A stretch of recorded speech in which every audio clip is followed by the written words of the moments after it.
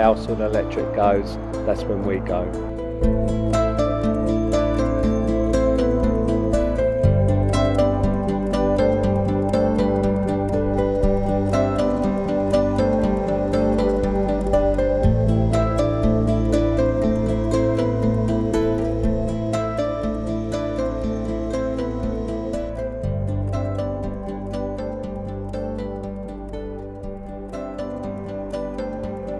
Money is no object in this relief effort.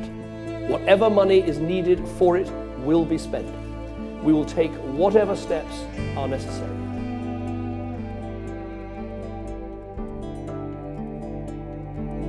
The lack of any positive action by the Environment Agency is frankly disgraceful. No, I have no intention of resigning because I am very proud of the work that the Environment Agency and its staff have been doing right the way around the country.